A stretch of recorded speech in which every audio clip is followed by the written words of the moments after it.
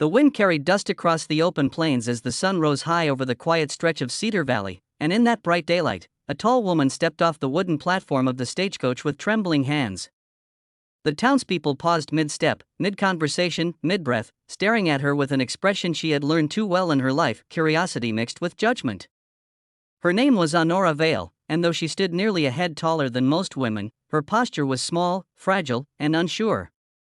When she looked up and saw the cowboy waiting for her at the end of the platform, her heart sank into a heaviness she feared would never lift. She whispered to herself, almost too softly to hear, that she was making a mistake, that she didn't belong here, that a man like him could never truly want someone like her. And when her eyes met his, those steady, warm hazel eyes of Rowan Calder, the cowboy who had written for a mail-order bride because life's loneliness had begun to carve into his bones, she froze entirely. Because the first thought she had was not hope. It was fear. Fear that at any moment, she would see disappointment flicker across his face. Fear that she would hear the same words she had heard all her life.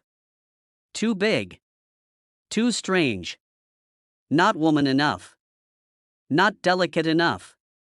Not enough. If you believe in kindness and second chances, please like this video, comment your thoughts, share it with someone who needs hope, and subscribe to Kindly Tube.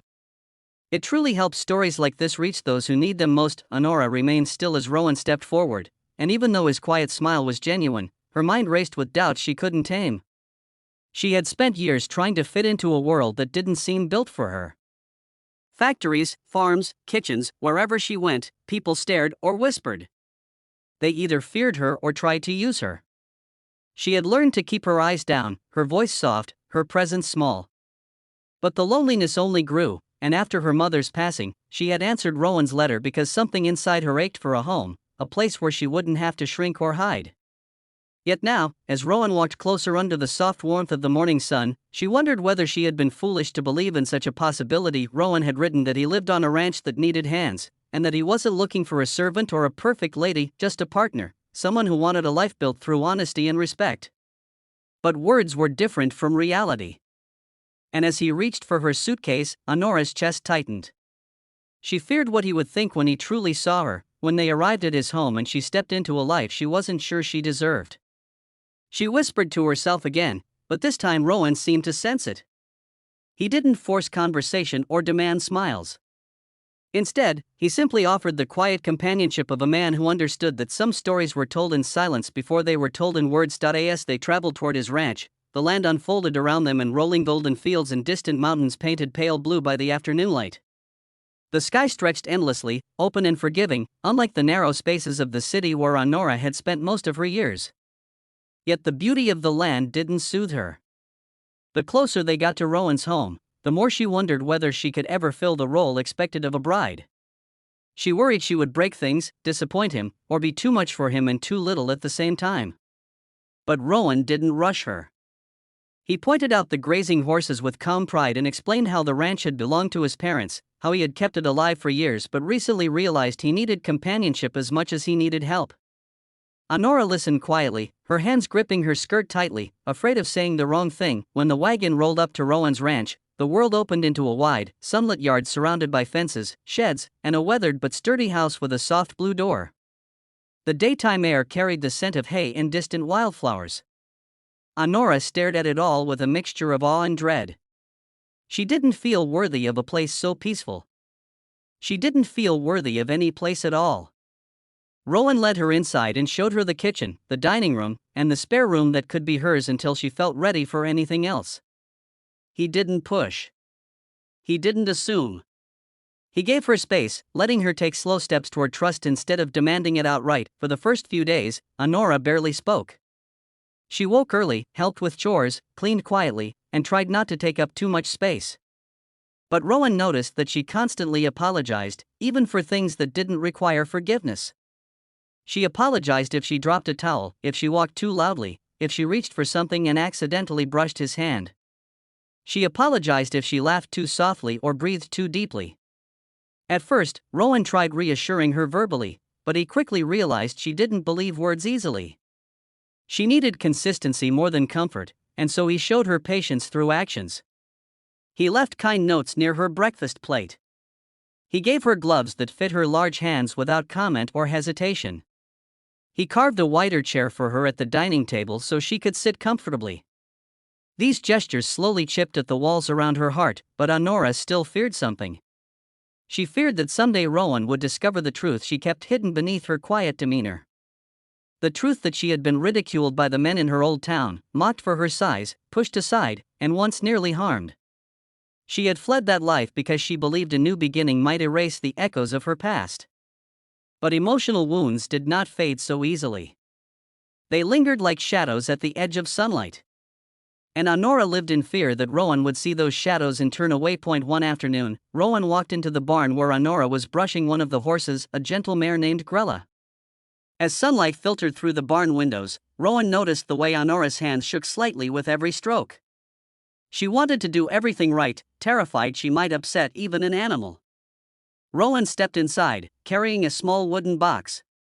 He approached slowly, sensing her nervousness, and placed the box on the bench beside her. Inside it lay something simple, a finely crafted silver pendant shaped like a small horseshoe. It wasn't meant as a grand gesture, but as a symbol of welcome, his way of telling her she belonged here, not as a burden but as part of the ranch's heartbeat. When Honora opened the box, she froze completely. She whispered the words that had suffocated her for years. She whispered that she wasn't worthy of his home, his kindness, his thoughtfulness, or his compassion.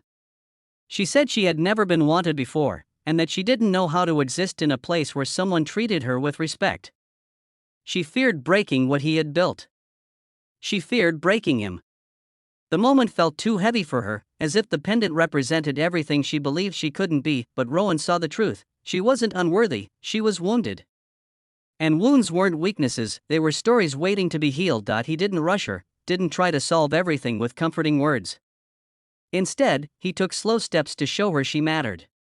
He taught her how to mend fences, how to saddle a horse, how to bake simple bread, how to plant seeds in the small garden behind the house.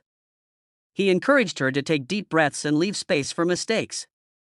He reminded her that a home wasn't built by perfection but by effort and courage. As the days passed, Honora began to see the ranch not as a place she was intruding on, but as a space she could grow into.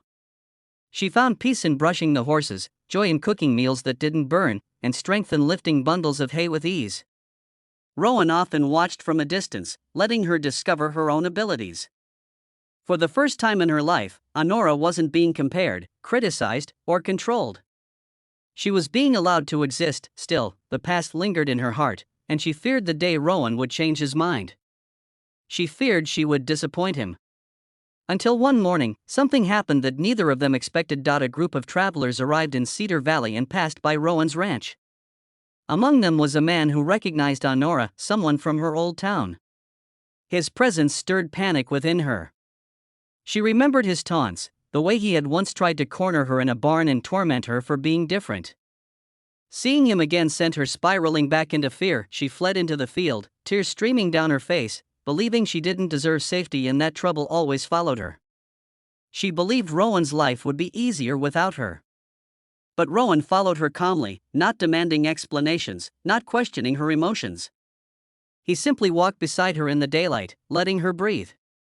He waited until her shaking eased before sitting beside her on the grass. She told him everything, the humiliation, the cruelty, the moment she nearly lost all hope in humanity. She expected Rowan to be disappointed or angry. But instead, he placed his hat gently on her knee and told her that what had been done to her was not her fault. That she wasn't defined by the darkness she escaped but by the strength she carried into the light. That moment changed everything. For the first time, Honora felt something new: trust. And trust slowly turned into courage. She realized she deserved kindness, that she deserved a chance at life, and that Rowan saw her not as a burden but as a blessing. As the weeks passed, she began to smile more, breathe easier, and share pieces of her heart she had buried for years. And when Rowan finally placed the silver pendant around her neck, Honora didn't freeze.